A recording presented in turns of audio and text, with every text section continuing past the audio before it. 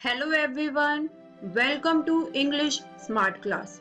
दोस्तों, जैसे कि आपको याद होगा, कल हमने बात करी थी वर्ब के बारे में कि हम किस तरह से वर्ब को यूज कर सकते हैं सेंटेंस में। वर्ब के साथ एक सेंटेंस में एक सब्जेक्ट और एक ऑब्जेक्ट भी यूज होता है। तो आज जानते हैं कि इन्हें किस तरह से ढूंढ सकते हैं और किस तरह से इनका यूज होता है। तो चलिए सबसे पहले बात करते हैं कि हमें आज इस वीडियो में क्या सीखने को मिलेगा। आज इस वीडियो में हम लोग बात करेंगे सबसे पहले सेंटेंस के स्ट्रक्चर की। उसके बाद बात करेंगे हम लोग लैंग्वेज टाइपोलॉजीज के बारे में और देखेंगे कि ये क्या होती है। इसके बाद हम लोग बात करेंगे कि इंग्लिश में कौन सा सेंटेंस स्ट्रक्चर यूज होता है। उसके बाद हम लोग ऑब्जेक्ट और सब्जेक्ट के कुछ प्रोनाउंस को जानेंगे और फाइनली हम लोग बात करेंगे डायरेक्ट एंड इनडायरेक्ट ऑब्जेक्ट्स के बारे में। तो चलिए शुरू करते हैं। दोस्तों, एक सेंटेंस स्ट्रक्चर आखिर होता क्या है? अगर मैं आपको बोलूं शी दैट डिड दिस, तो आपको कुछ समझ आया इस सेंटेंस में? नहीं ना? या फिर मैं आपको कहूं द थॉट शी, अब आपको कुछ समझ आया? नहीं। और वो इसलिए क्योंकि आपको पता नहीं लग रहा कि मैं किस बारे में बात कर रही हूं और क्या बात कर रही हूं, क्योंकि इस सेंटेंस में मैंने सही से सब्जेक्ट, ऑब्जेक्ट या फिर वर्ब को यूज नहीं किया है। और इसीलिए एक सेंटेंस का स्ट्रक्चर होना बहुत जरूरी है। बात करते हैं एक सेंटेंस में आखिर होता क्या क्या है। एक सेंटेंस में होता है subject plus verb plus object. अब जो हमारी सब्जेक्ट होती है वो होती है हमारी पर्सन डूइंग एक्टिविटी, यानी सब्जेक्ट हमें बताता है उस इंसान के बारे में जो एक्टिविटी कर रहा है। वर्ब यानी कि वो एक्टिविटी, यानी कि जो पर्सन एक्टिविटी कर रहा है वो हमें वर्ब बताती है। और ऑब्जेक्ट हमें बताता है thing on which activity is done, यानी कि वो चीज जिस पर वो एक्टिविटी हो रही है। यानी कि सब्जेक्ट वर्ब ऑब्जेक्ट, इससे बनता है एक सेंटेंस। इसका एक एग्जाम्पल देखते हैं ताकि आपको और अच्छे से समझ आए। हमारा एग्जाम्पल है एंडी एट फिश। इस सेंटेंस में आप मुझे बताइए क्या हमारा सब्जेक्ट है, क्या हमारी वर्ब है और ऑब्जेक्ट हमारा कौन सा है। इस सेंटेंस में हमारा सब्जेक्ट है एंडी, वो काम कर रहा है। क्या काम कर रहा है वो? एट, वो खा रहा है। तो ये हुई हमारी वर्ब। और क्या खा रहा है? वो खा रहा है फिश। तो ये हुआ हमारा ऑब्जेक्ट। चलिए अब बात करते हैं लैंग्वेज टाइपोलॉजीज की। दोस्तों, इंग्लिश लैंग्वेजेस में और वर्ड में इतनी सारी लैंग्वेजेस है, तो उनके हम सेंटेंस के स्ट्रक्चर को बहुत तरह से बना सकते हैं। जैसे कि subject plus object plus verb, ये हमारा फॉर्मेट हुआ जब हम यूज करेंगे सब्जेक्ट, ऑब्जेक्ट और वर्ब को। इसके बाद हम लोग एक और तरीके से बना सकते हैं सेंटेंस को, जैसे कि subject plus verb plus object. जब हम एक सेंटेंस में सबसे पहले सब्जेक्ट को रखें, फिर वर्ब को रखें और फिर ऑब्जेक्ट को रखें।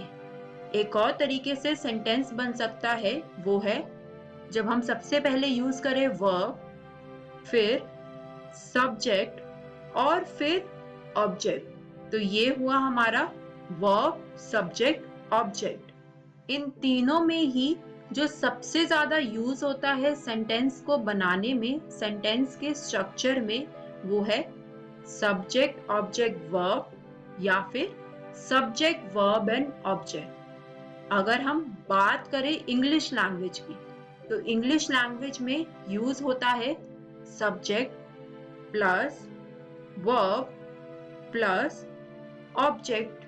ये फॉर्मेट हम लोग यूज करते हैं इंग्लिश लैंग्वेज के सेंटेंस के स्ट्रक्चर में। दोस्तों, क्या आपको पता है कि और कौन कौन सी लैंग्वेजेस में ये फॉर्मेट यूज होता है? चलिए मैं आपको बताती हूँ।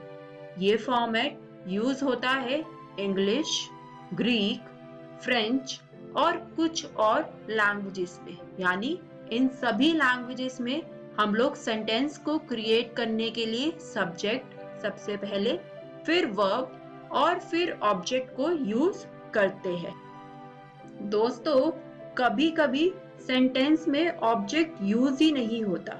जैसे कि हमारा ये एग्जाम्पल है, द बॉय स्लेप्ट। इस सेंटेंस में जो हमारा बॉय है वो है हमारा सब्जेक्ट और स्लेप्ट यानी वो सो गया, वो है हमारा वर्ब। तो आपने देखा कि किस तरह से इस सेंटेंस में ऑब्जेक्ट की हमें जरूरत ही नहीं पड़ी। अब बनाते हैं दोस्तों एक चार्ट, जिसमें एक तरफ है हमारे पास सब्जेक्ट प्रोनाउंस और दूसरी तरफ है हमारे पास ऑब्जेक्ट प्रोनाउंस। सब्जेक्ट प्रोनाउन में है हमारे पास आई, तो ऑब्जेक्ट प्रोनाउंस में हमारे पास है मी। इसका मतलब जब हम खुद के बारे में बात करेंगे, एज अ सब्जेक्ट यूज कर रहे हैं अपने आप को, तो हम यूज करेंगे आई। लेकिन अगर हम अपने आप को एज अ ऑब्जेक्ट यूज कर रहे हैं तो हम वहां पर यूज करेंगे मी। इसके बाद है सब्जेक्ट में हम यूज करेंगे यू, जब हम किसी दूसरे के बारे में बात करेंगे। वही ऑब्जेक्ट में भी हम लोग यूज करेंगे यू को ही। इसके बाद ही, शी, इट, ये यूज होएगा हमारे सब्जेक्ट के लिए जब हम किसी थर्ड पर्सन के बारे में बात करेंगे। और ऑब्जेक्ट में यूज होएगा हिम, हर, इट। अब है हमारे पास सब्जेक्ट में है वी, तो ऑब्जेक्ट में भी हम लोग यूज करते हैं वी। ये दोनों सब्जेक्ट और ऑब्जेक्ट के लिए सेम रहेगा।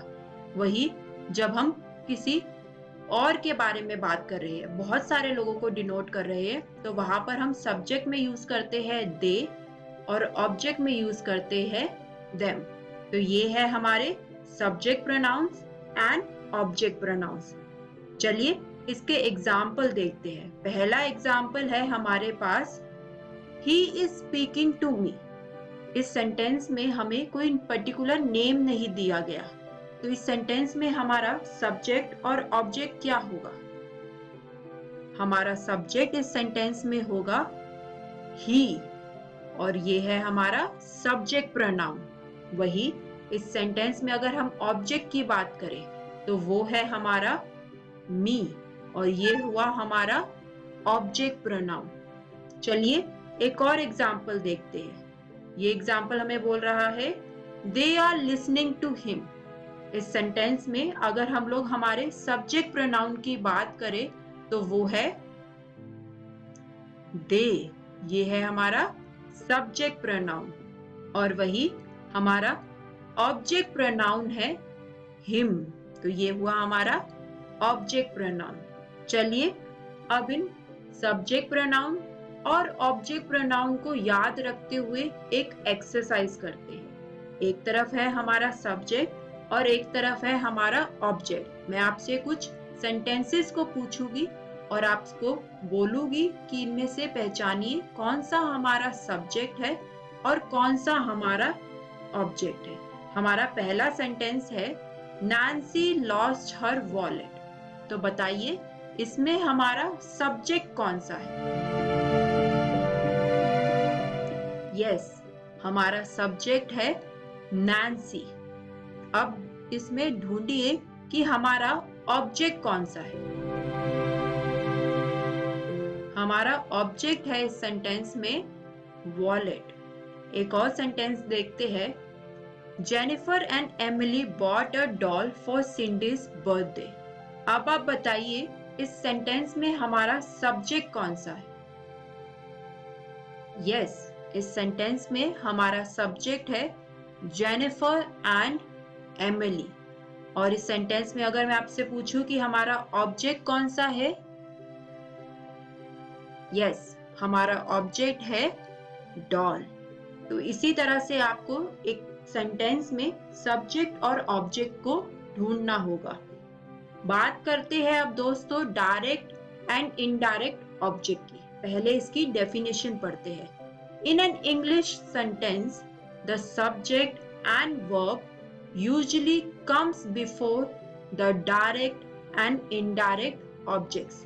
एक इंग्लिश सेंटेंस में जो सब्जेक्ट है और जो वर्ब है वो हमेशा डायरेक्ट या फिर इनडायरेक्ट ऑब्जेक्ट से पहले आती है। इसके कुछ एग्जाम्पल्स देखते हैं ताकि आपको और अच्छे से समझ आए। हमारा पहला एग्जाम्पल है the teacher gives her students a lot of homework. इस सेंटेंस में अगर मैं आपसे पूछूं कि हमारा सब्जेक्ट कौन सा है तो वो होगा यस, द टीचर। ये है हमारा सब्जेक्ट। वही अब मैं आपको बोलूं कि आप ढूंढे इस सेंटेंस में हमारी वर्ब कौन सी है।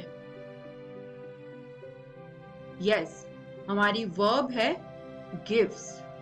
अब बात करते हैं डायरेक्ट ऑब्जेक्ट की। ऐसा ऑब्जेक्ट जो हमें साफ साफ दिख रहा है सेंटेंस में, वो है हमारा